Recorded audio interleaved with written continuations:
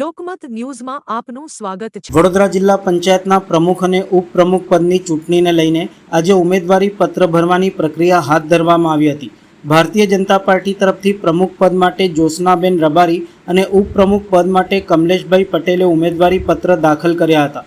જિલ્લા વિકાસ અધિકારી આનંદ પાટીલે માહિતી આપતા જણાવ્યું હતું કે પ્રમુખ પદ માટે એક ઉમેદવારી ફોર્મ તેમજ ઉપપ્રમુખ પદ માટે પણ એક જ ઉમેદવારી ફોર્મ ભરાયું છે। ઉમેદવારી પત્ર ભરવાની પ્રક્રિયા આજે બપોરે 2 વાગ્યા સુધી ચાલુ રહેશે। તારીખ 23મીના રોજ બપોરના 12 વાગે જિલ્લા પંચાયતના સભાગૃહ ખાતે પ્રમુખ અને ઉપપ્રમુખના પદની ચૂંટણી યોજાશે। જિલ્લા ભાજપ પ્રમુખ ડોક્ટર બીજે બ્રહ્મભટ્ટે જણાવ્યું હતું કે ભાજપાના ઉમેદવારો બિનહરીફ ચૂંટાઈ આવશે। તેઓ દ્વારા એડવાન્સમાં વિજયના અભિનંદન પણ આપ્યા હતા। ભારતીય જનતા પાર્ટીએ વડોદરા જિલ્લા પંચાયતમાં ભારે બહુમતીથી એટલે 34માંથી 32 સીટ મેળવેલી છે અને આજે પ્રમુખ અને ઉપપ્રમુખની ચૂંટણી માટે જ્યારે ઉમેદવારી પત્ર ભરવાના હતા ત્યારે અમારા બંને ઉમેદવાર પ્રમુખ તરીકે જ્યોત્સનાબેન વસંતભાઈ રબારી અને ઉપપ્રમુખ તરીકે કમલેશભાઈ પટેલે ઉમેદવારી નોંધાવી છે।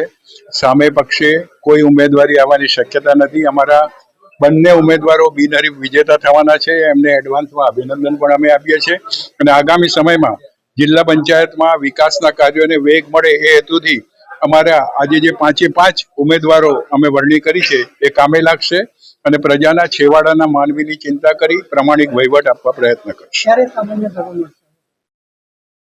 આવતીકાલે 12 વાગે બોર્ડ મીટિંગ મળશે, એમાં પ્રમુખ અને ઉપપ્રમુખ બંનેની બિનહરીફ વરણી થશે।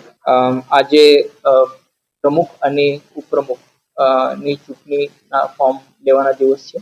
આ દિવસને 11 થી 2 આ સમય છે। અત્યાર સુધી આપણે એક ફોર્મ પ્રમુખ માટે અને એક ફોર્મ ઉપપ્રમુખ માટે મળેલા છે। એક ફોર્મ પ્રમુખ માટે જ્યોત્સનાબેન રબારી, શ્રીમતી જ્યોત્સનાબેન રબારીનું SC/BC ફિમેલ કેટેગરીમાં મળેલું છે।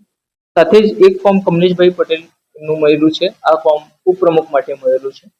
કાલે આ ચૂંટણી કાલે માનનીય કલેક્ટર સાહેબ શ્રીના અધ્યક્ષ સ્થાને આ ચૂંટણી પાર પડે એવું છે। 12 વાગે આ ચૂંટણી